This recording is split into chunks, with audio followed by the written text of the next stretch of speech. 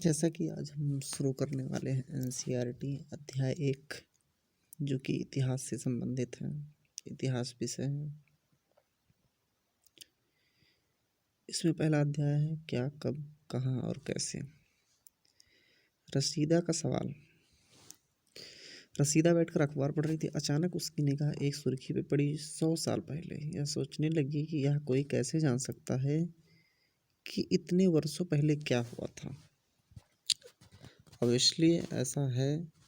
अभी भी जो भी बच्चे हैं वे भी अगर कुछ पढ़ते हैं तो उनको भी ऐसा सोचने में आता है कि क्या, कैसे और कहाँ कोई भी घटना से संबंधित जानकारी, तथ्यों से संबंधित जानकारियाँ आदि जो है बच्चे पूछते रहते हैं। तो इसे रसीदा भी है जो कि क्या करती है, अखबार पढ़ रही थी। अचानक उसकी निगाह एक सुर्खी पे पड़ी 100 साल पहले, और वह इसके बारे में सोचने लगी कि आखिर यह कैसे लोग जान सकते हैं, कैसे पता लगाएं। यह जानने के लिए कल क्या हुआ था तुम रेडियो सुन सकते हो, टेलीविज़न देख सकते हो या फिर अखबार पढ़ सकते हो। साथ ही यह जानने के लिए पिछले साल क्या हुआ था तुम किसी ऐसे व्यक्ति से बात कर सकते हो जिसे उस समय की स्मृति हो।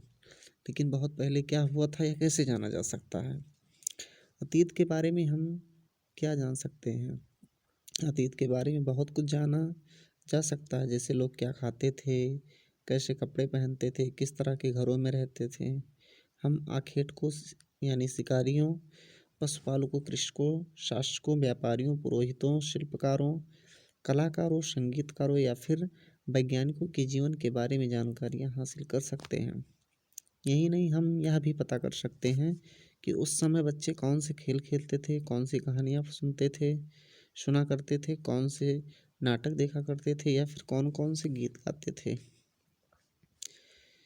लोग कहाँ रहते थे, ये भी एक क्वेश्चन था जो है कि लोग कहाँ रहते थे।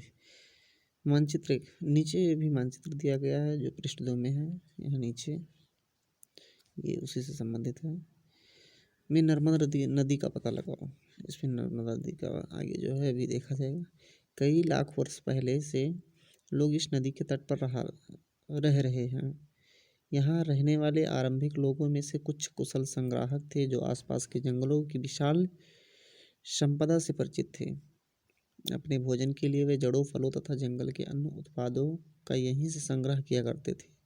वे जानवरों का आखेट यानी शिकार भी करते थे। अब तुम उत्तर पश्चिम की सुलेमान और किरथर पहाड़ियों का पता लगाओ। ये पहाड़ी है जो कि इस समय पाकिस्तान में है,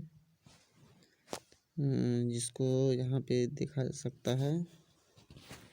यहाँ पे ही पहाड़ियाँ हैं जो इस समय पाकिस्तान में है। तो फिर हम लोग आगे चलते हैं।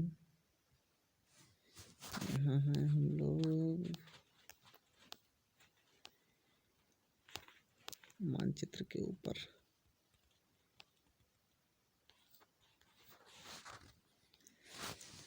यहाँ पे इसी क्षेत्र में कुछ ऐसे स्थान हैं जहाँ लगभग 8000 वर्ष पूर्व स्त्री पुरुषों ने सबसे पहले गेहूँ तथा जौ जैसी फसलों को उपजाना आरंभ किया। उन्होंने भेड़, बकरी और गाय, बैल जैसे पशुओं को पालतू बनाना शुरू किया। ये लोग गांव में रहते थे। उत्तर पूर्व में गारो तथा मध्य भारत में विंध्य पहाड़ियों का पता लगाओ। ये तो भी मानचित्र से संबंधित है। ये कुछ अन्य ऐसे क्षेत्र थे जहाँ कृषि का विकास हुआ, जहाँ सबसे पहले चावल उपजाया गया। वह स्थान विंध्य के उत्तर में स्थित थे। तो यहाँ पे है गारो खासी जो पहाड़ियाँ हैं वो यहाँ पे हैं, इस बीच में है। मध्य क्षेत्र ये हो जाएगा और जो सुलेमान पहाड़ी ये यहाँ हो जाएगा। चलिए आगे चलते हैं।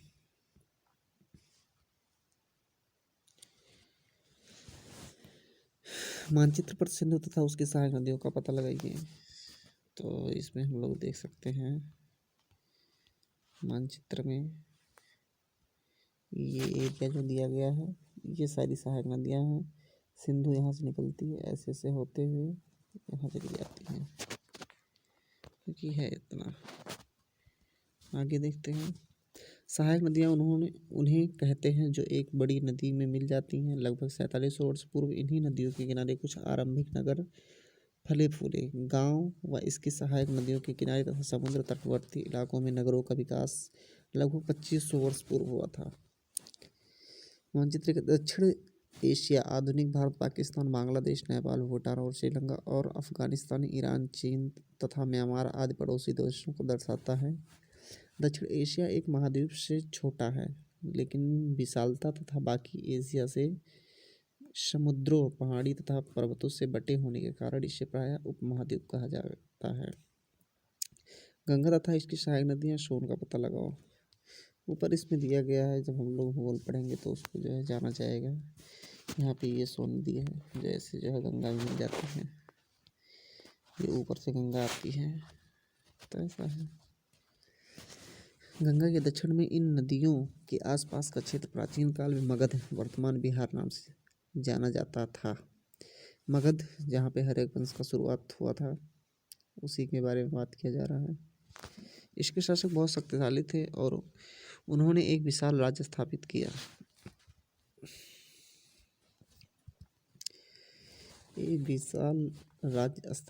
था। देश के अन्य हिस्सों में ऐसे राज्यों की स्थापना की गई थी।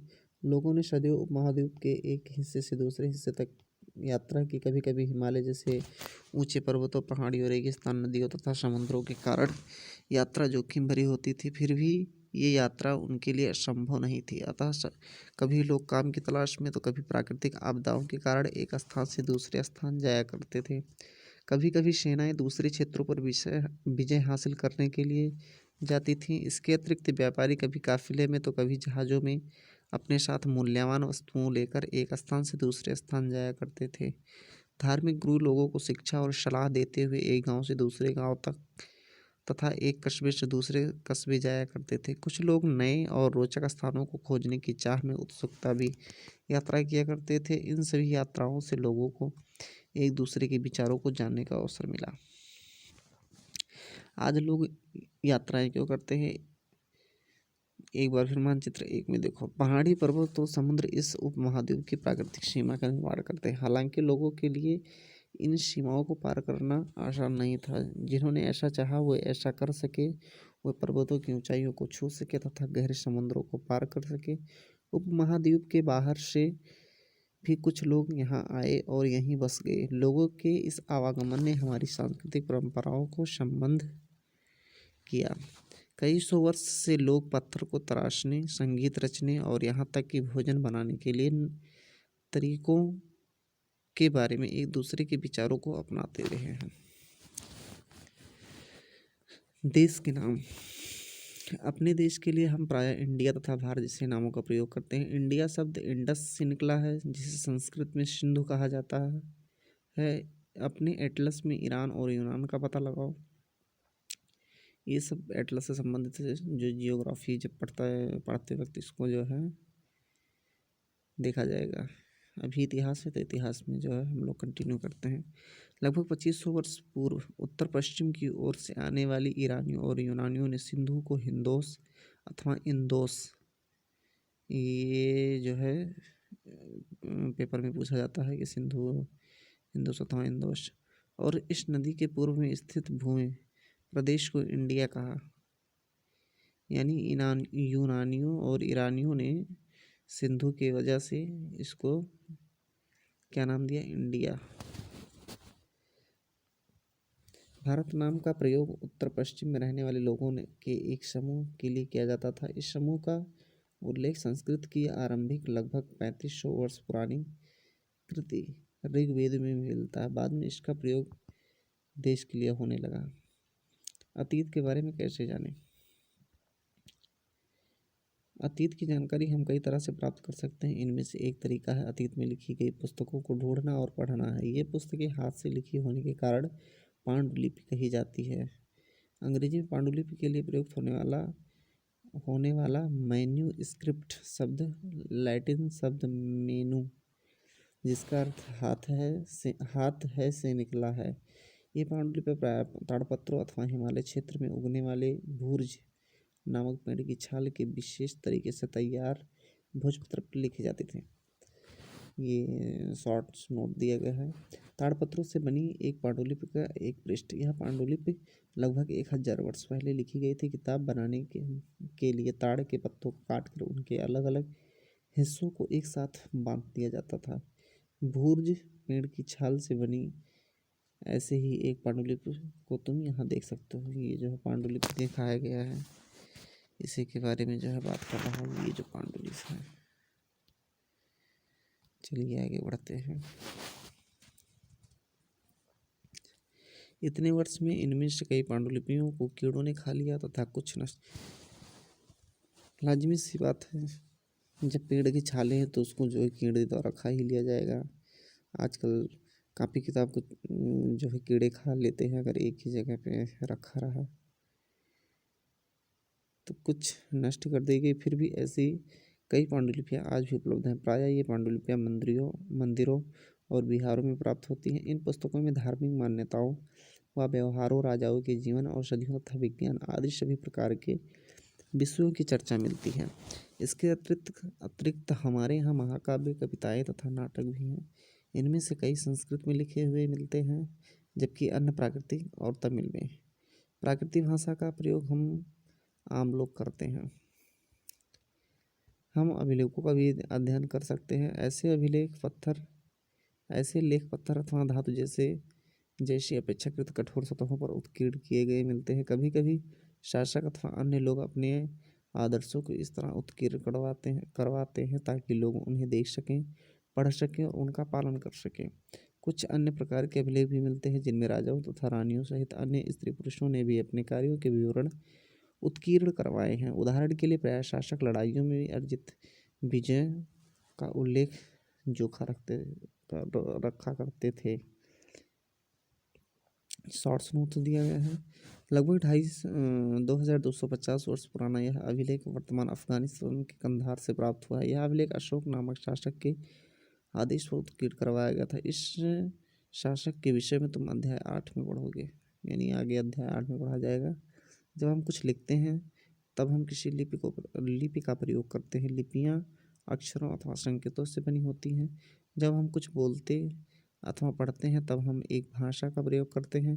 यह अभिलेख इस क्षेत्र में प्रयुक्त होने वाली यूनानी तथा अरामेइक नामक दो भिन्न लिपियों तथा भाषाओं में है। क्या तुम बता सकते हो कि कठोर सतह पर लेख लिखाने के क्या लाभ थे? ऐसा कराने में क्या क्या कठिनाइयाँ आती थी? इसके अतिरिक्त अन्य कोई वस्तुएं अतीत में बनी और प्रयोग में लाई जाती थीं। ऐसी वस्तुओं का अध्ययन करने वाला व्यक्ति पुरातत्वविद कहलाता है। पुरातत्वविद पत्थर और ईंट से बनी इमारतों के अवशेष, चित्रों तथा मूर्तियों का अध्ययन करते हैं। वे औजारों, हथियारों, बर्तनों, आभूषणों से